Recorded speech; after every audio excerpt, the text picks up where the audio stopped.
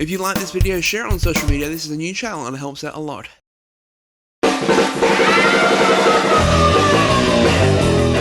Hey, the film guy here. Today I'm breaking down the visual directing style of Quentin Tarantino. The good, the bad, and the in-between. This is Director Genetics.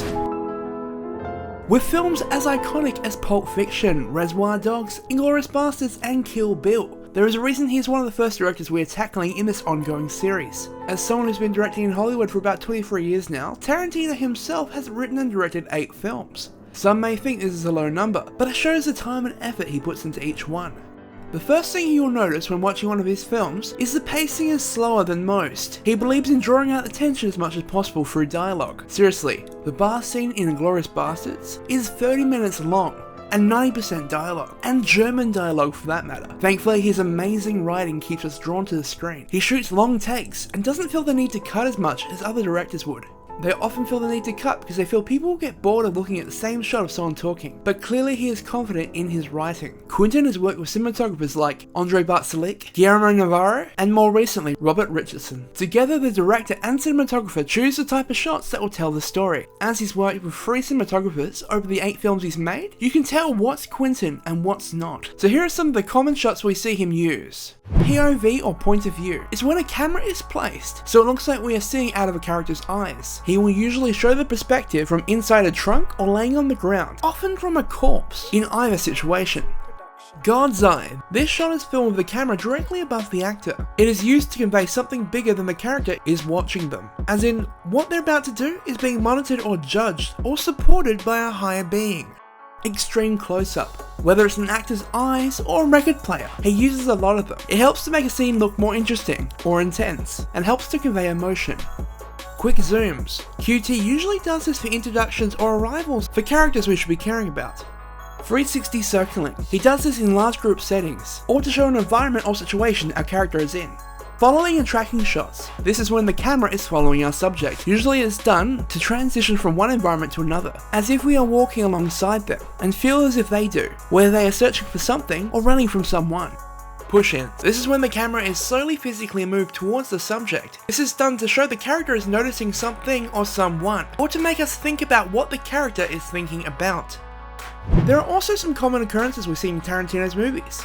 The use of black and white. He usually does it to show that a scene is a flashback, and also to hide violence in Kill Bill. But I believe this comes out of a deeper love for the older style films, and how they looked. Mirrors. He likes to make characters look into mirrors at a point of self-reflection. They usually do this after they've done something, or followed with them changing their mind about something. Usually it conveys a tone of loneliness, as in what they're doing they're alone in. And of course, his foot shots. He is believed to have a foot fetish, and whether or not that's true, he does use feet a lot to tell his stories. Quentin dislikes CGI more than most directors. Saying he uses it sparingly would be an understatement. But having said that, if I'm being blunt, most of his stories to this point haven't required a lot of CGI. In his own words, if you're using CGI to do something that you could hire a stuntman or a practical effects guy to do, then you're lying to your audience. CGI should only be used to create the impossible, and I have to agree. Tarantino is one of the best directors working today, and you have to expect from a director who carries that title, there isn't a lot to complain about, as there isn't much he does wrong in a technical aspect, but there are things that he does that aren't technically right. The one that annoys me the most, that he often seems to let music dictate a scene, rather than let the scene dictate the music. Tarantino's movies are known for having great soundtracks. Quentin has said he often goes through his music collection to find inspiration on how to write a scene, and that's quite evident. But it seems he often has too many ideas for his scenes. Rather than just pick one, he seems to use all of them. Take this fight scene from Kill Bill. It has 5 different songs in this 10-minute scene, and it's not even as if they blend together. One is played, then stopped, then another is played, then stopped. This feels a bit sloppy to me. The scene itself feels the same way. Too many ideas that need to be cut down, or at least blended together better. We see the bride character going from fighting a few guys, to fighting Go-Go, to fighting a bunch more guys, to fighting them upstairs, then fighting in this strange blue robe. That is only in the movie because Tarantino wanted to rip off the movie Samurai Fiction, and it would look cool with the current song. You get the idea. The only reason the scene works at all is because everything else is executed so well. You can find evidence of this type of thing in a lot of his more recent films. He'll use a song to make a scene more interesting, but he doesn't seem to know how to transition the songs well into the next scene. you may notice a lot of his films have overexposed daylight skies, or just lights in general. His earlier work is especially bad for this. He seems to rely too much on his team to get everything perfect without actually checking it himself or learning how to fix it. Have a listen to him talking about some advice he was given by director Terry Gilliam. So we were at Sundance, and it was just me and him talking. And I go, look, you have a very specific vision in your movies, and how do you do that? How do you get that vision that's in your head? How do you get it on screen?